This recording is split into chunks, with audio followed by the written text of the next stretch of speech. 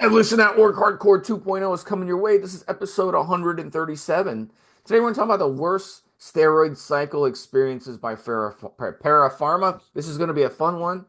Uh, Mobster and I, look, we're going to go over different side effects that can make a cycle bad. We're going to talk about most common side effects people complain about. We're going to talk about how to avoid those side effects. We're going to talk about Para Pharma quality products and why it's important to get quality. But first, let's talk about our own bad cycles that we've had in the past. So, for me, probably my worst cycle experience, I had a couple that were bad, but I think my worst cycle experience was when I did Superdrol. And I did Superdrol and I felt like death on it. Just just my energy got drained on it. You feel like crap all day. You don't feel like doing anything. You feel tired. And the ironic thing is, it affects your sleep negatively, because your lipids go crazy, your blood pressure goes up, everything. So it throws everything skewer, and then your liver takes a beating. So it's just a miserable cycle. But man, in the gym, I got stronger so fast, so fast. And it really kicks in fast. It's a hell of a steroid to use, but the side effects are just nasty. Not something I'd ever try again. I just don't like that feeling of feeling fatigue and not having energy. That's just not my thing. If it's one of those things where just how I feel is very important to me because when you feel good all day, you're able to accomplish more. You're able to accomplish more with your job. You're able to accomplish more with your hobbies. You're able to accomplish more in the gym. You're able to sleep better. And it's just a domino effect that happens. So, really, like with Superdrol, it's one of those steroids where it's good to try it out once, maybe twice, but it's not one you want to continuously be using too often because of the side effects. Mobster, talk about your own bad cycle experiences. So yeah, Steve. I mean, the number one that springs to mind, and we've discussed this on other shows, is the horrendous shin pumps that I've mentioned, and to a lesser degree, the lower back pumps on using Anavar for the first time. And I've told this story before, Steve. Um, it's a well-known side effect of Anavar, and I'd had these particular capsules made for me by a buddy that's still a friend of mine now. Anyway, long story short, walk into town from the warehouse where we had the gym. It was roughly a mile and a quarter, mile and a half. And I'm going to take some money to put in the bank from the business that we had at the time. And I had to stop 3 times at bus stops with little bench seats on the bus stop frame and massage the fuck out of my shins because the pump was on another level. There was almost a joke with a buddy of mine with one of those mobility carts taking a piss, as we say here in the UK, and offering me a lift. And I said, if it's this bad going back, mate, I will take that lift from you for sure. The other one was we had a little Asian buddy, pharmacist, funny enough, and he wanted to get in condition. And I said, oh, this great conditioning exercise, you'll love it. It's going to make you kind of, able to do stuff. His wife wanted him to move furniture around. He just moved in to the new home. And he was, standing up on his feet as a locum pharmacist all over Gloucestershire. And his back was aching. And then when he gets home, she wants to paint and decorate and move furniture and stuff. And so, can I do? I said, yeah, we'll come up with kettlebell swings. I done 2 minutes, 2 minutes of conditioning work with him just to show him how it's done, Steve. And the back pump was like, I think I ended up having to get someone to massage my back while I lay down on the bench until the pump dissipated. So, I mean, that was just shit. It was to be expected.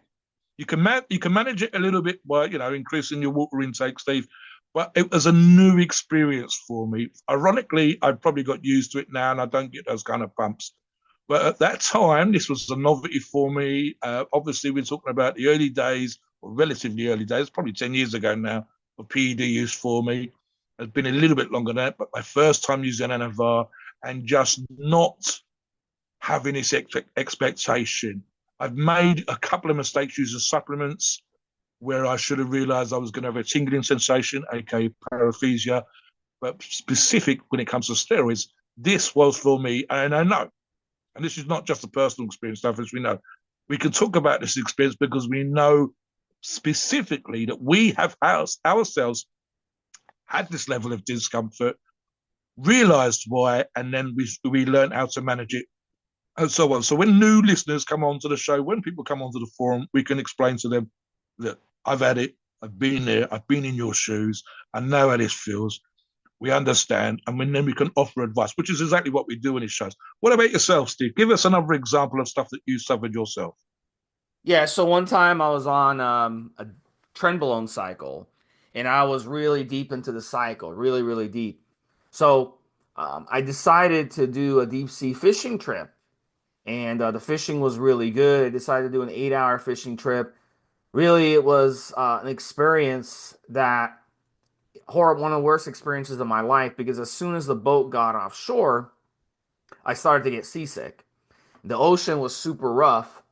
So I ended up spending 7 out of the 8 hours either on the toilet with like horrible diarrhea or throwing up in a bucket. It was horrible. And my urine was, I mean, it was just everything was coming out of me, like out of every hole. And my urine was like brown on it. Like literally, I could have died. It was one of the worst experiences of my life because you're stuck on a boat and you know that it's going to be hours till you're back on shore. And at that point, you just want to get thrown overboard. Just like, fuck it, throw me overboard. Let me get eaten by a shark because this is fucking horrible. So by the end of toward the end of the trip, like half the boat was basically throwing up in buckets. And the weird thing is, the weather forecast had wasn't that rough, but it was pretty rough. And it was one of those fishing trips where they take you like deep, deep offshore. So if you're Yeah, prone for seasickness, you're screwed. So that's one of the experiences I will never, ever, ever go I was laughing, Steve, something like because I that. can only sympathise. My second one's trend related as well.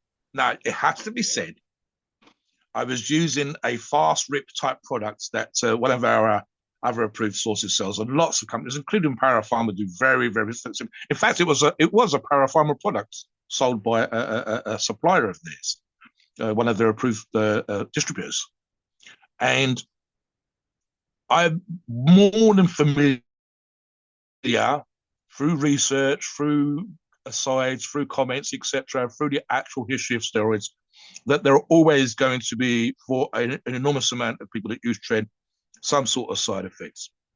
For me, which was a relatively low dose, I think it amounted to the equivalent of 150 milligrams of tren. There was also a test prop and a master one, I believe, in that particular product, all equal dosages.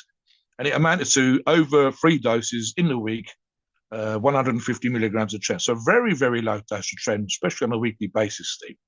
So I can only imagine how some of you bastards feel when you're doing pro level 1,000 milligrams a week and all that kind of stuff. And again, individual response will differ, but we're more than familiar with side effects. This is just me using, including the trend, 3 fast-acting esters to recomposition, which worked quite effectively, and I've said how effective it was on other shows. But it was just that sensation, Steve, and I call it being slightly toxic. I've said to some people, and this is actually as much a side effect as a sensation of how you will feel. It's hard to explain to someone who's never used steroids before what a Debo pump feels like. Those VAR pumps that I've described and how painful it was.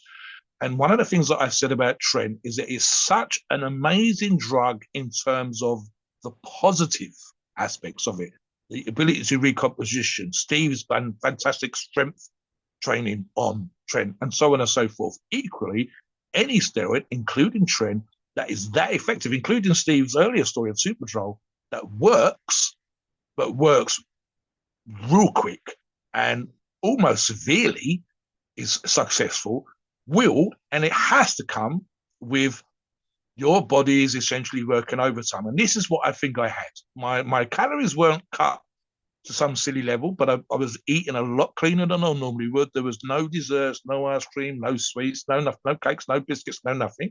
I'm not a bodybuilder, but so I didn't have to go down a pro bodybuilder's diet approach. I upped my cardio by essentially getting another 3 walks a day instead of 2 walks a day.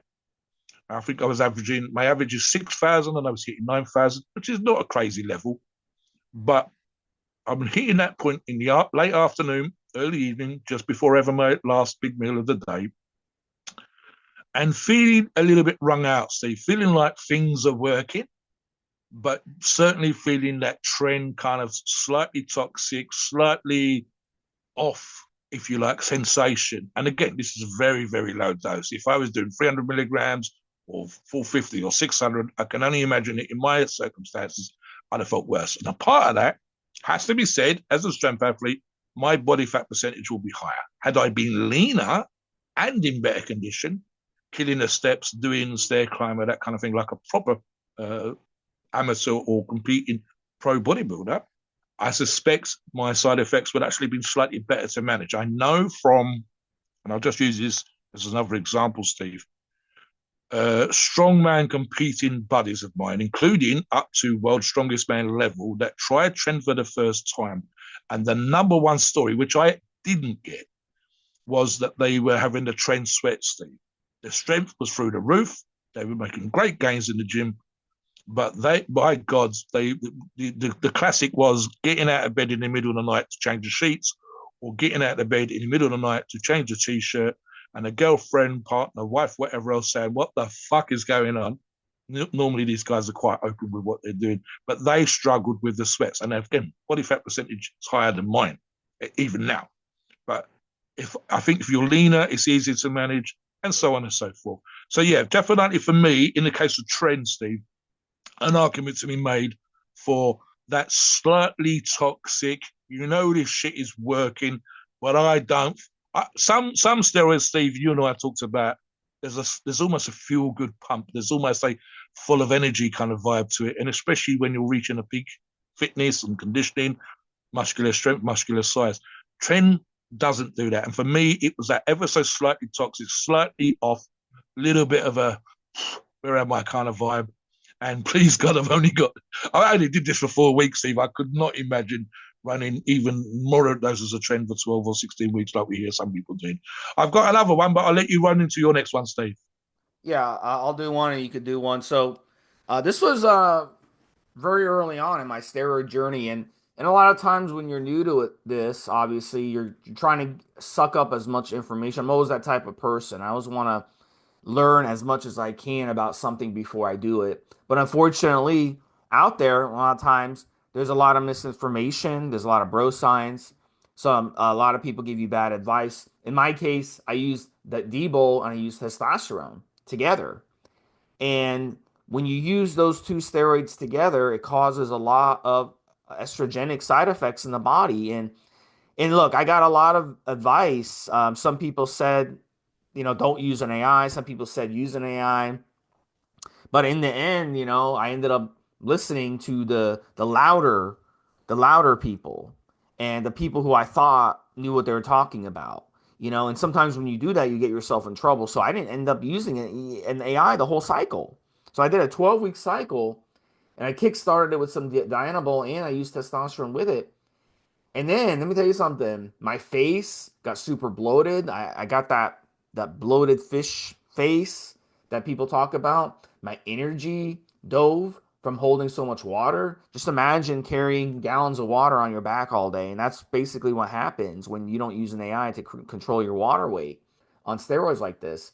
And I also took a really big chance with serious estrogenic issues. Some of them, like gynecomastia. And we're going to talk about most common side effects that happen in the next segment. But, the other damage that goes on in your body that you may not notice but when you spike your estrogen in your body. So I ended up getting blood work and my estrogen was sky high. So I came off the Dianabol and that helped. But still, even using testosterone at 500 milligrams a week is going to cause a lot of estrogenic issues. So, we get a lot of advice. I still see some of these guys who've been using steroids for years. They still, on social media, I try to avoid these people as much as possible. Sometimes we end up, having to watch it, Mobster and I.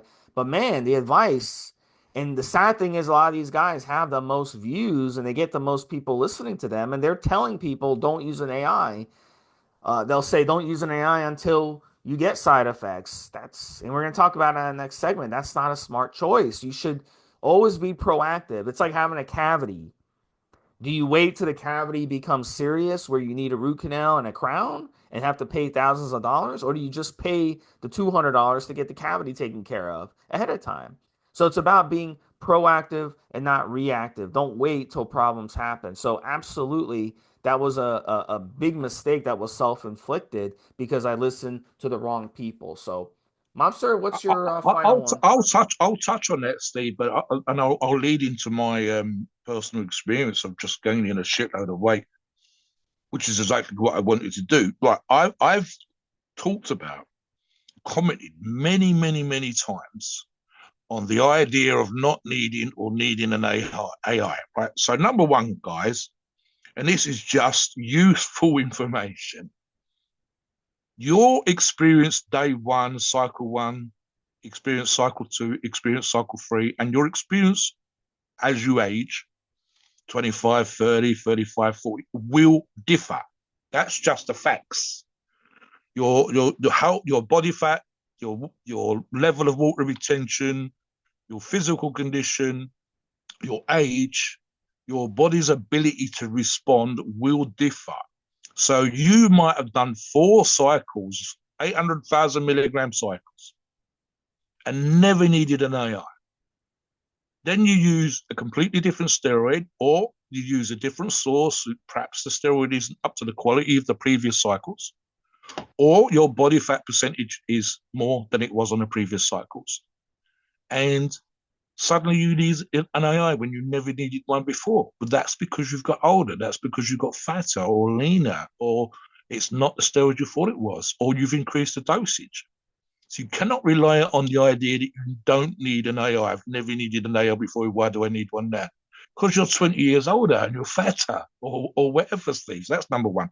Number two, and this is just experience again. Never, and I do emphasize that, go into a steroid cycle without having those ancillaries on hand.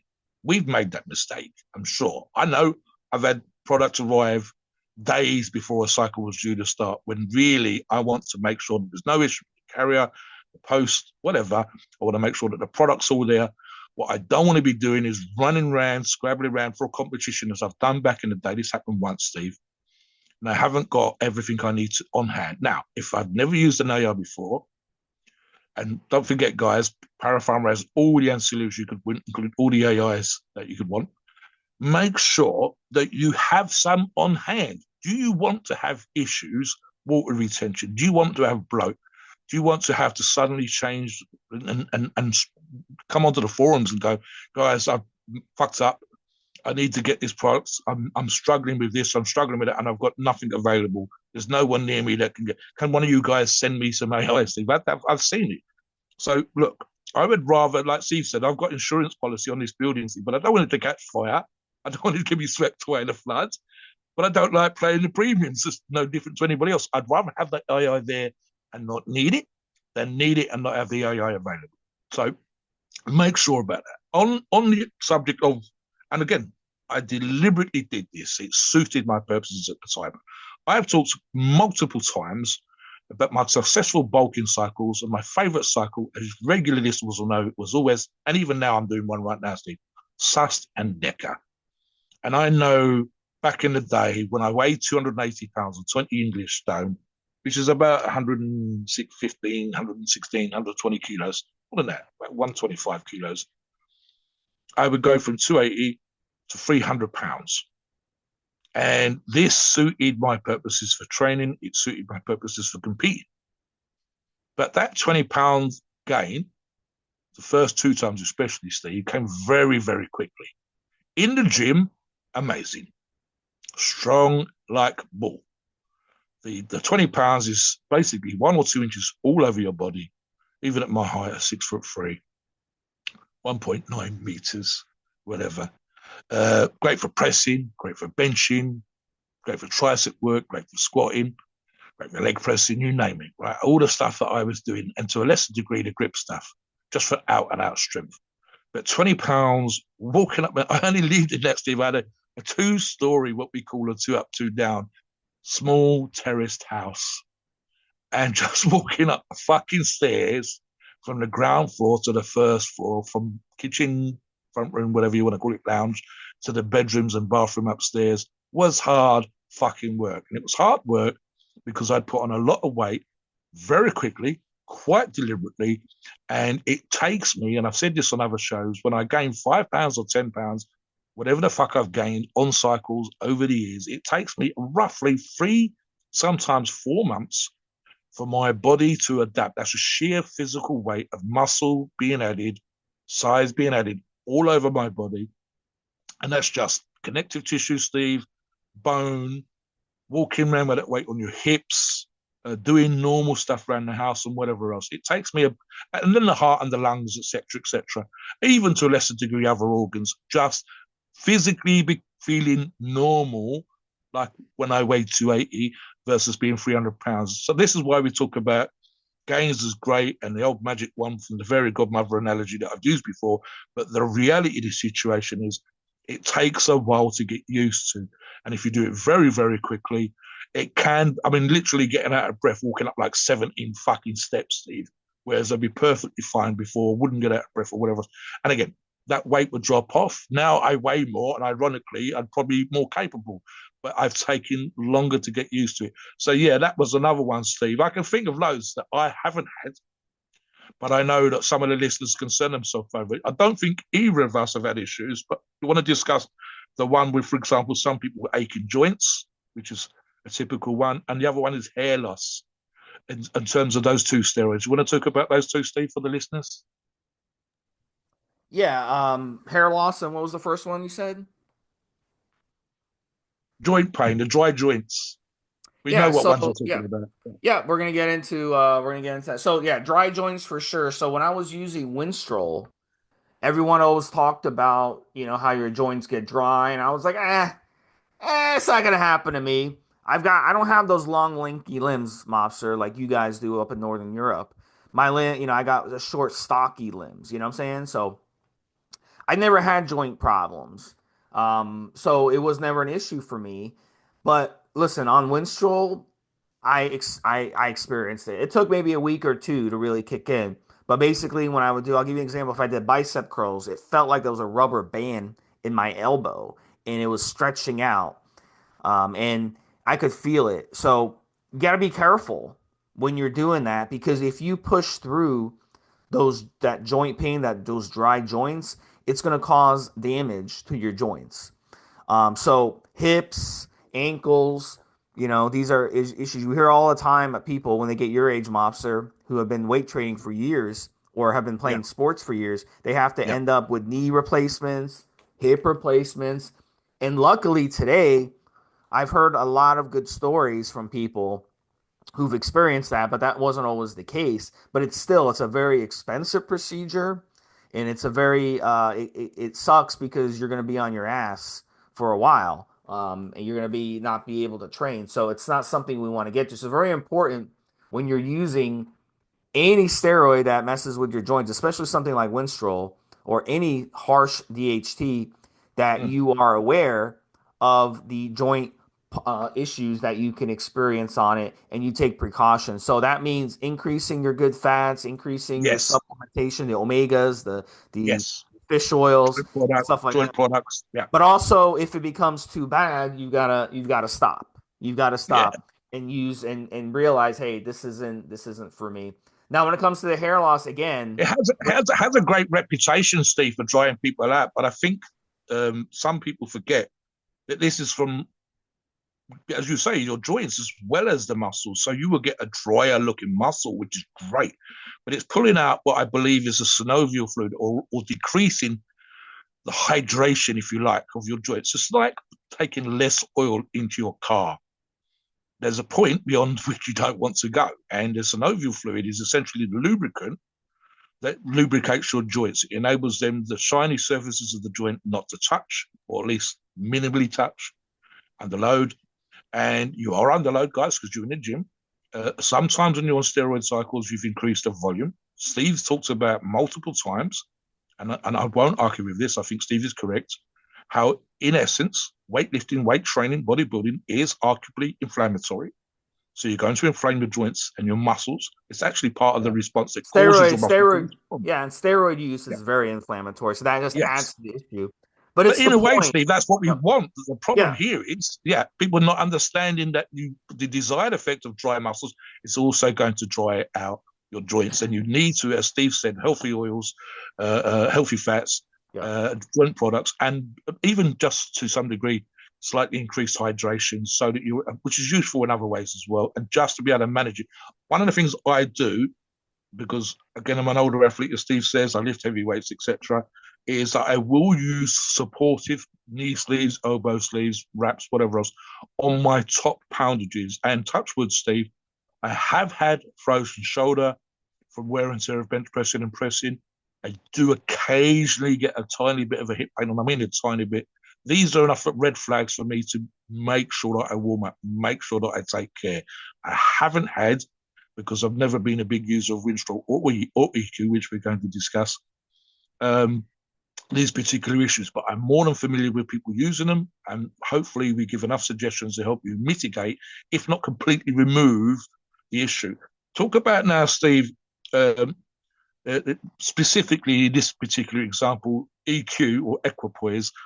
And let me just start Steve off. The number of times, I don't have this issue, I just shave my fucking head, I don't care. But the number of times we've seen, and I think you've even had this, handfuls of fucking hair. Now, listen, guys, I'll preface this by saying the following: hair loss, X number of hairs per day. I think on average, if you've got a full head of hair, which is tens of thousands of hairs, I think 30,000 is kind of normal, something like that. You will lose somewhere between 50 and 100 a day. This is just a short stuff, loose hair, whatever else. But what people have experienced, and I think Steve's had this once or twice, is you're in the shower, you're shampooing, Steve, you run your fingers through your hair as part of hair shampoo, hair gel, whatever. And what the fuck is this shit? What is this plugging up the plugger? Why can I see way more? Now I know, and I'll bring Steve in for this, the guys that have used EQ and experienced this freak the fuck out. For some people, hair is part of their masculinity. It's part of the peacocking they do when they're trying to get recreational girlfriends, boyfriends, when they're out on the dating scene, how their hair looks. It's all part of their self perception. Me, I've shaved, I've never been an issue for. I've never thought of myself hair wise in that way. Personality is different, but hair wise, I've never really had that issue. But some people would get it. It's the reason why there are hair loss clinics, etc. And if you're using EQ and you experience this shoot, it can be a massive head fuck. So talk about your own experience, Steve, and obviously to a lesser degree, the experience of some of our listeners when they've had this as an issue.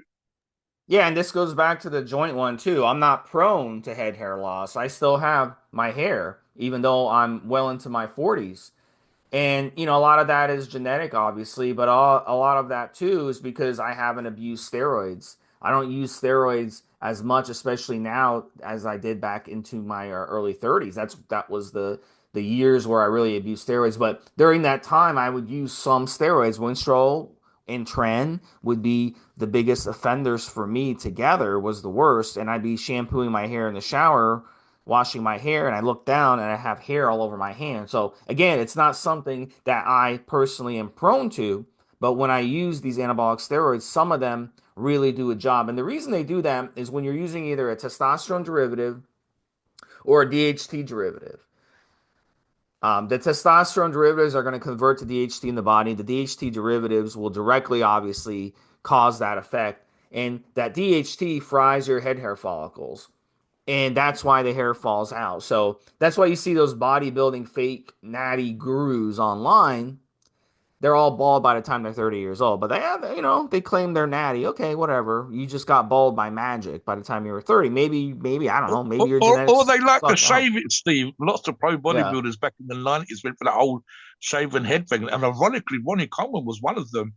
But Ronnie's still got a full head of hair now when he Yeah. lets it grow out and did back in the day. But yes, so many people, like you said, is a kind of giveaway. It'd be hard to find any of the top 20 guys of the Mr. Olympia who actually have hair that's not like fake or whatever.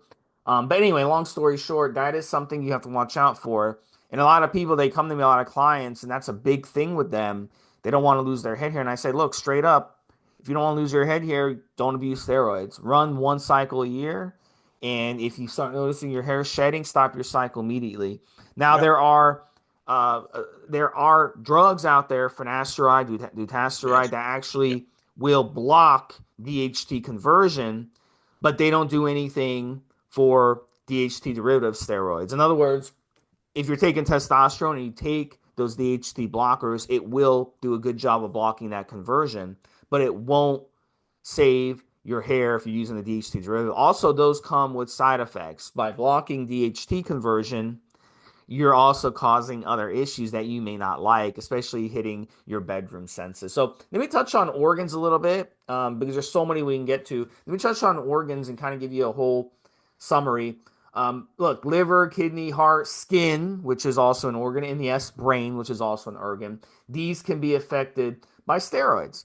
And they can hit them differently. And really, all five of these, when you use anabolic steroids, really any anabolic steroid, they're going to get hit in some way, some more than others. Obviously, something like Tren hits your brain more than other of the other main steroids because it fucks with your neurotransmitters in your brain. It fucks with prolactin. It fucks with dopamine. Um, Things like testosterone, running a high dose of testosterone can fuck with your skin. Changing your hormones can mess with your skin. You break out with acne. That's a common complaint. Heart. Anytime you gain, as Mobster said earlier, when you gain a lot of weight rapidly, of Yep. course it's going to strain your heart. Your blood pressure is going to go up. But also when you use anabolic steroids, your cholesterol levels get thrown off. Your good cholesterol and your bad cholesterol. Good Let me ask cholesterol. you very quickly, Steve, and this is more for our female listeners. Talk about some of the side effects that advanced users of PEDs, female users might experience, because that's a really, really big one. It's super important, more than the guys. Listen, guys, some of you, I'm actually touch on this as well, Steve. The information that's available, including this podcast and via the forums and via our articles, is better now than it's ever been. The potential issue that certain products from certain companies, unlike Para Pharma, used to come with, are much less than they used to be. And companies like Para Pharma, it's because they're an approved source, because we like the products, because we know what's gone into them.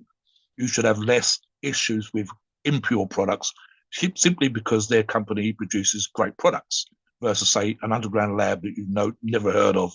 What the fuck's in it, Steve? How's it dosed? And for the men, arguably, masculinization in men, thicker hair sometimes, Steve, thicker beards, more chest hair, deeper voice. That's a problem. These are a bonus. Now, masculinization, and I'll let Steve jump in on this one. In women, let me just give you one example, Steve.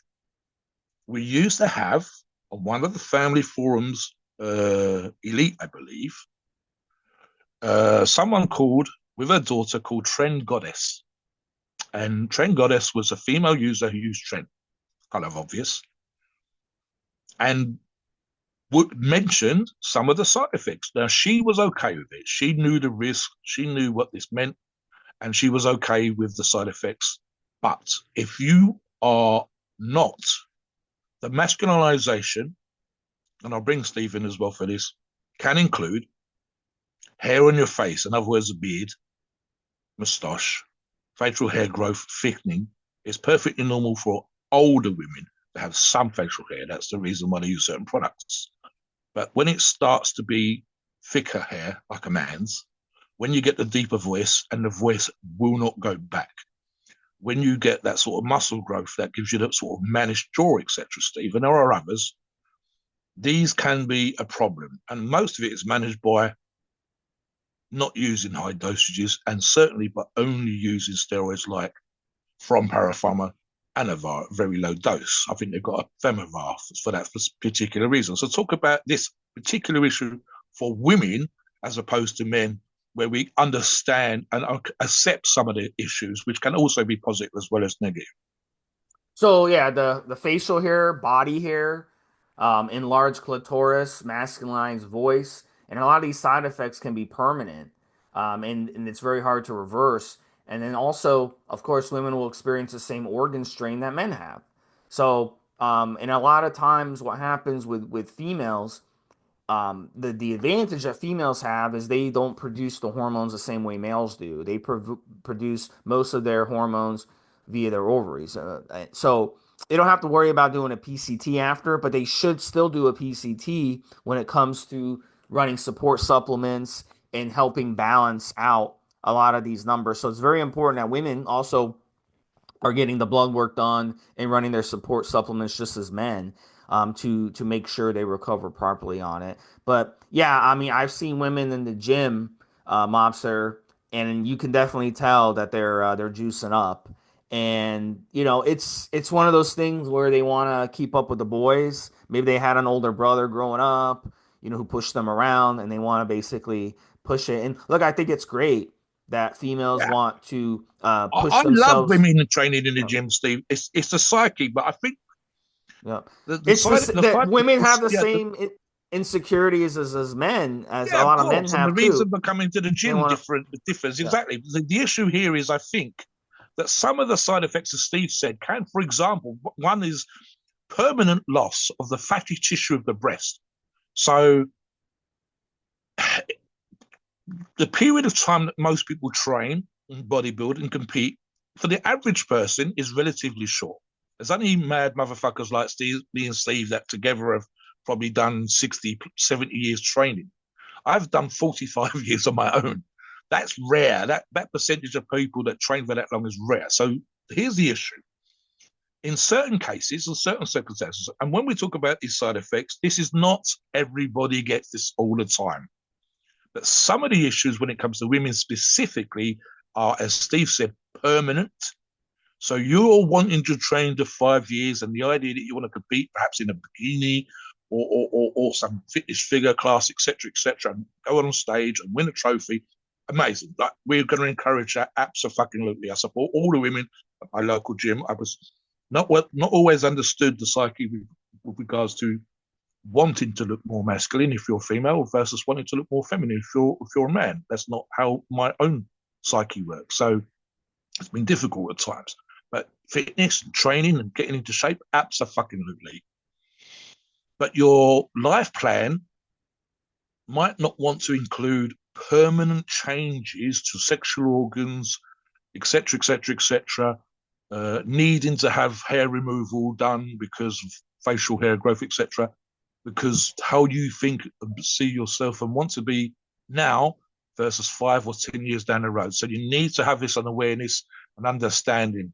You could be, and I'll say this crudely, you could be the most hardcore bitch you want to be. You might want to be an open class female physique competitor, win the Miss Olympia. That's great. Go out and kick ass, but be aware that there are potential side effects, potential dangers, and you need to understand it. And when you roll a dice, you need to understand that there might be a risk involved. That's the reason why we do these shows. And again, it's super important. So with regard to I mean, just as a way of mitigating the side effects, most women, including the top physique competitors in the female classes, weigh on average less than men. You will not find, and I don't care how muscular the woman is, I have yet to see a 300-pound woman physique competitor on stage, Steve. They probably weigh on average, the really big girls, 180, 190. And that is less than a 212 class. So the issue here is protocols. I'll just let me touch on two things. Number one is you really don't need the same level of dosages, even if you decide to go try the tren or debo route as a woman. You just don't. You're physically that much smaller. Like Steve said, how your body manages it and produces its own testosterone and estrogen is different. So you need to have that awareness. And the only thing that I dislike, and this was a big deal a couple of years ago, Steve, was coaches. Certain prep coaches, and specifically those ones that were PED focused, aka steroid gurus, whatever you want to call them. There was a huge news item or two, hoo-ha, ructions, call it whatever you like.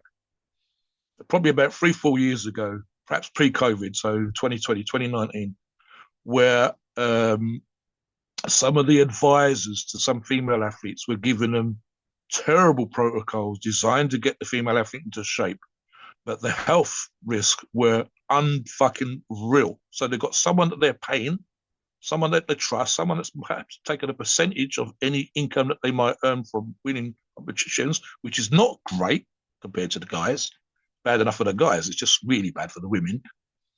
And they were basically throwing them under the bus when it came to the health risk. So you need to understand, listen to these shows, listen to these podcasts, come onto the forums, and definitely pick our brains when it comes to the approaches that guys are using and women are using. But specifically in this example, Steve, the risk factor for women are arguably being that much higher, I would argue, compared to, say, the guys. It's almost a macho thing to not give a fuck, but you really, really should, listeners. And again, look, all of these side effects, all steroid use, our typical demographic for the male female ratios and the male female ages is pretty much the same as the general population, with obviously just people that train. And you need to understand that some of the things we're talking about might, as we say here in the UK, Steve, be a bit of a head fuck for, especially for the younger listeners who lack the experience, and even in the older listeners, and again the female listeners. And there are ways of managing these things. I want to touch on something before I bring Steve back in. So some of the side effects of some of the issues weren't specific to the steroids, but were specific to the lack of information compared to now, Steve, and also the poor products that were available, or the limited amount of products that were available back in the day versus now. So talk about how much better it is now, Steve, than it used to be. Well, everything's better.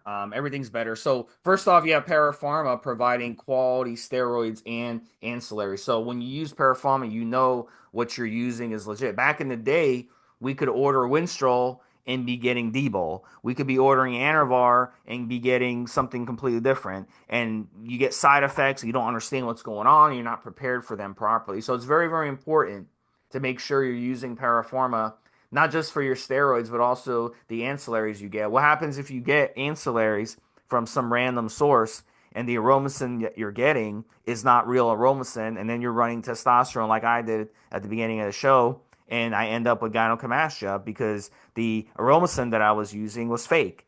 That happens a lot. A lot of sources, a lot of brands are under pressure to provide these ancillaries, but they really don't provide quality ancillaries. So you're taking legitimate testosterone, but on the other hand, you're taking fake aromacin, and you're ending up with problems that way. So it's very, very important to make sure that you're taking the correct stuff. And Parapharma, luckily, they have everything to provide for you.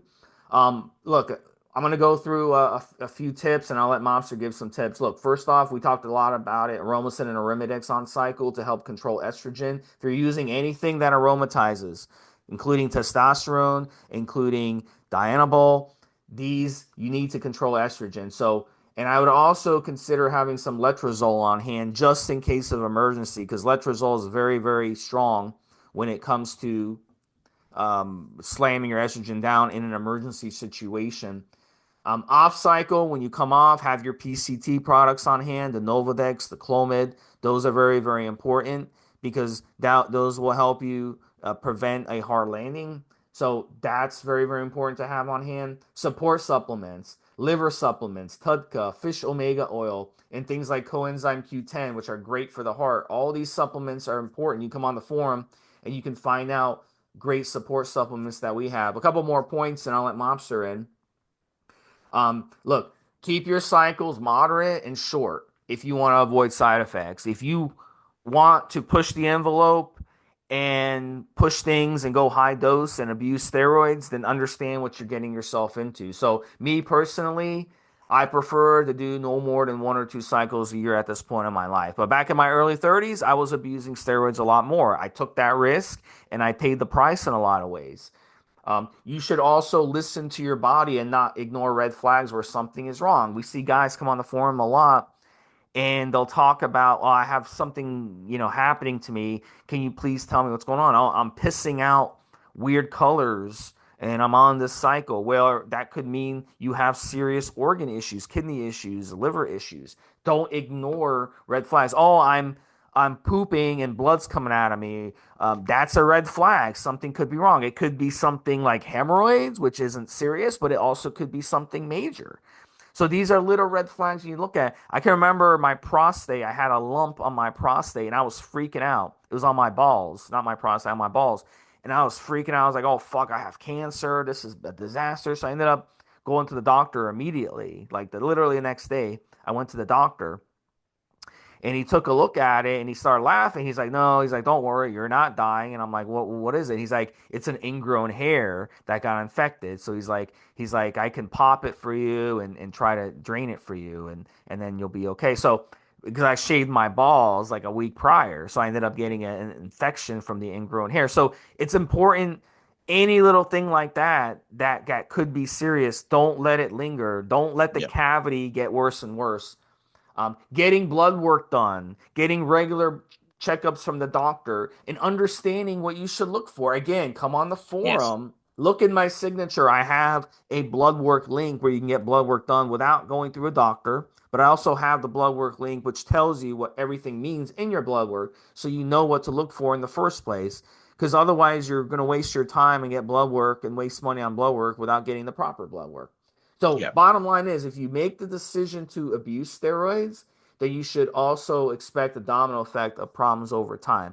So, it's very, Yes. very important to be flexible and you be in control of your body. Don't let the steroids be in control of you. And that's what you need to do long term. Mobster?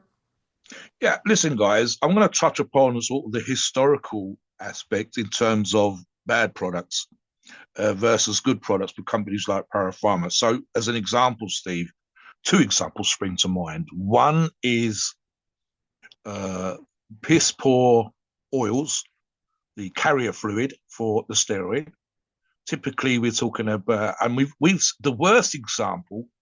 I believe someone come up with as an example. They found an example online where one company had used peanut oil as the carrier for the testosterone and benzoyl alcohol that was in the particular vial of steroids they had. So possibly one of the most allergic, and certainly in terms of your physical response, if you are allergic to peanuts, that you could possibly inject into your fucking body.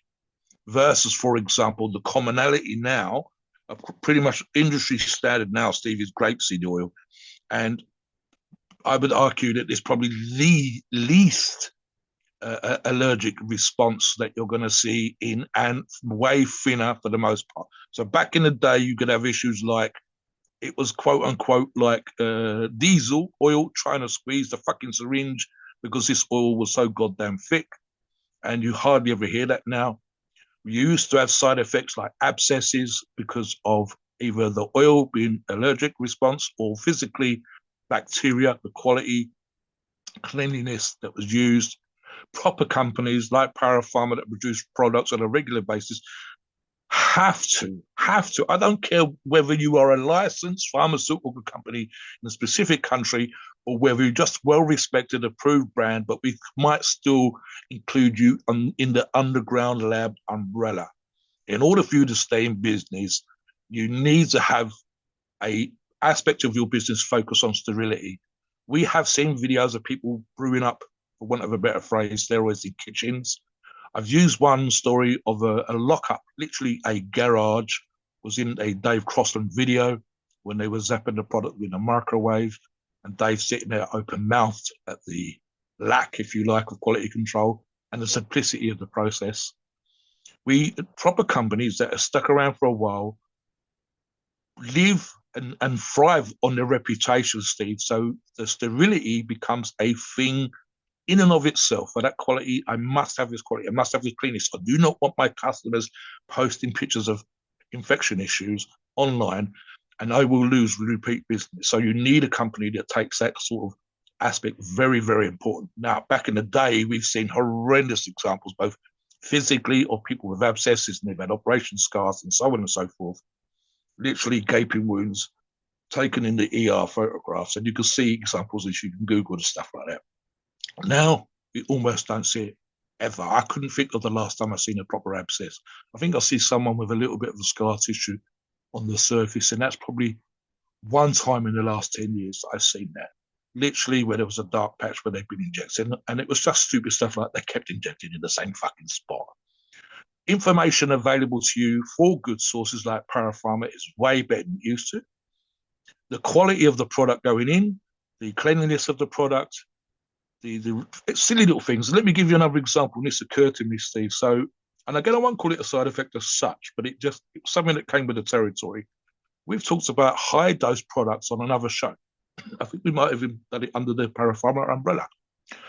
And back in the day, anything over 300 milligrams per milliliter, 350, 400, 450, 500, stung. It hurt. It was just way more likely to crash and crystallize. It stung going in. Companies would sometimes get the ratio of benzoyl alcohol wrong, which also helps with the sterility. And you would have people saying, oh, I used X and X stung like a bitch. I ended up having to dilute it, which ironically meant they could have probably had a 300 milligrams or less product and fucking been okay with that. You'd have to go out and buy more oil and dilute the goddamn thing. What's the point? Again, you don't see that anymore because the quality of the product's gone up. The quality of the oils have gone up. The quality of sterility has gone up. All of these things, industry-wide, Steve, Para Pharma included, had to go up because they've got competition in the marketplace from other companies that want to take their business. And you don't see these issues. I think the final part of that, before I talk about Para Pharma specifically, is you have, as we said at some part earlier in this show, greater access to information, including these shows, and specifically these shows, Steve, because we know some of our competition on YouTube, etc., is just piss poor, the stuff that they come out with. Clickbait information. Now, we're out there trying to put out solid information, and the solid information is where you will get, hopefully, fingers crossed, Steve, the good advice like dosing, mitigation of side effects, being aware that side effects might exist, how to manage them, how to correct the dosages, making sure that you've got AI on hand. And again, I can go back 5, 10 years, and there was nothing like these shows out there. Guys were very, very keen on producing shows where they were talking about pro-level cycles for the average individual. I think you used an example on a podcast we did last week, Steve, when we talked about, and I've seen this video, Boston Lloyd injecting into an arm, bicep or shoulder, I can't remember what it was, in the car, in his truck, in the car park of the gym. And just a ton of videos like that where the person was happy to risk things for themselves as an individual, which is fine, but putting that out there to influence those that can be influenced in a way that made this kind of behavior arguably risk high and really wasn't serving the listener or the reader or the watcher of their YouTube video or whatever in a way that benefited that person long term. So you need to know that. And again, access to quality products. And I bring Para Pharma in for this, Steve, and I'll let you have a talk about this. Para Pharma producing high quality products gets to stay that way, Steve, because literally you do not last long in this business if you're producing poor products. You do not. The sterility, talk about the sterility, talk about the quality of products, but we talk about Para Pharma and why we like them as well, Steve. Yeah, and I can remember on the forum, a guy once came on. I don't know if this guy was something wrong with him mentally or something, but he said something to the effect of, I trust that steroid dealer at my gym more than I trust the pharmaceutical companies to give me quality gear. And trust me, like everybody on the forum was like, "Wow, dude, you're a fucking idiot." The dude, the steroid dealer in your gym is a fly by night. He's gonna try to make as much money as he can in the short term. Then he's gonna move on to something else. He's gonna start cooking meth in his trailer in the middle of nowhere or something like that. Or he's gonna go on to do something else. He's a fucking crook. He's a scumbag. So we want that, or do we got to use common sense? We use common sense. The guy, and eventually he's gonna brew up a really bad batch, and he's gonna put everybody in who's using his products in the gym in the hospital with infections, with toxicity, with all kinds of issues. It's horrible, and we've got to use common sense, guys. I mean, and realize that what you put in your body makes a huge difference. And Luckily today, Mobster talked a lot about the differences between today and the past. We talked about on previous podcasts. But think of it this way: today we can take a vial of gear and we could send it off to be tested if we're willing to pay for it. It's not cheap. It's going to cost you a few $100s. We can take that vial, send it off to be tested, and they will tell you exactly what's in it. They'll give you the Yeah. results of exactly what's in that vial. We didn't have that. No. We didn't have that before. Another thing too, blood work. You can go get blood work done. Literally, I can go Oh, online, yeah. order blood work, and go to today, the same Yeah. day, within print it out and take it down and get blood work done. And they'll draw my blood and I'll get the results usually in a day or two. We didn't have that either back then. So it's now if you want to fuck around and you want to sell bad gear, you're gonna have to sell it out of your van in the back of the gym to some stupid people who lift at the gym, which plenty of stupid people lift at the gym. Believe me, there's plenty of stupid people out there. But the people who are in the know, those of you who listen to the show, you guys are in the know. You gals are in the know. You Yeah. know what to do now. We're giving you the knowledge and the weapons to go out there and get it done. And you know that we're not going to sit here and bullshit you when it comes to quality. And we're going to tell you when we say Para Pharma is quality, we know it's Yep. quality because it's been tested anonymously by people who Yep. are looking to find something wrong. Talk about that, Mobster. What happened? Yeah. Look, guys, as an example, let me just use the lab analysis stuff that Steve just referred to. The better companies will produce a labs analysis certificate, basically a document where this product has been sent to an external laboratory, tested. On that certificate will be the name of the lab quite often. So you've got the name and address of the company that tested the product. There will be a reference number. And I believe in the better example, Steve, you can actually go to that company, the lab company's address, either via letter or online, type in the reference number and see the original document. You're not photoshopping a lab analysis certificate or whatever else, Steve. You're not. You can go to the lab company and you can put the number in and see if the information on the access that they've given you, the information available to you from that lab matches the information that's on the document in front of you. Say someone's photoshopped in a great result versus a poor result, or for bacterial count, or whatever, right? However it's been tested, and you can double check and verify that way. One of the things I like about Para Pharma as we finish the show off, Steve, is quite simply this, right? In this day and age, whether you're using something like Reddit, God help us, or Facebook, or whatever, social media, but preferably forums like ourselves that are associated with this podcast, part of our family, and you go into those forums. And I've even occasionally said to listeners, look at other forums that are better companies like Para Pharma.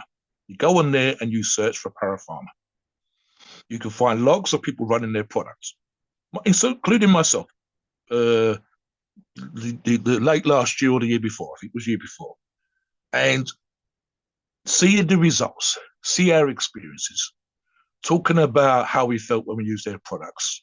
You can find examples of, because we've talked about this on other shows, as Steve just said, when it comes to lab tests, a listener to these shows and a member of one of our main forums who took 10 products from a list of approved sources, including Para Pharma, at his own expense, sent them off and had 10 products tested. And then he came back, and I've used this line on another show, Steve, where he said, I didn't think all of the company's products I had tested would pass. Of the 10 products, I had a number in my mind, which was 8. 8 would be where they needed to be, slightly better, or ever so slightly under, and 2 would fail. They'd be 20, 30% off whatever else. Now, the industry, and I'm talking about the pharmaceutical industry, allows, I believe, a 5 or 10% deviation. I can't remember the number. Every single one of the products passed, including Para Pharma, and nothing was more than 3% out. In other words, less than that allowed for within the standards that the pharmaceutical industry as a whole sets for itself. So you could literally buy an over-the-counter medication. It could be plus or minus 5 or 10%, but every single one of the approved sources, including Para Pharma, was within 3%. That is 3% above and 3% below. Most of them were where they needed to be, Steve. I believe Para Pharma was actually one of the ones that was right on the money. So this is what you're dealing with now. You want to make sure that a company like Para Pharma has been around a long time, that they produce solid products. I think we'll finish this show, Steve, with a couple of things. Number one is access to information is greater than it's ever been, including the shows. So understand the risk, understand that there might be some side effects, as arguable dose related as anything else. Quality product versus poor product. Make sure you come onto the forums. Make sure you read the articles that we got. Make sure you listen to the other podcasts. Guys, if you've had any issues with side effects and how you mitigate them, did you learn more? Was it poor product, etc.? We want to know. We'd love to hear your comments in either below or on the forums. Come and check us out.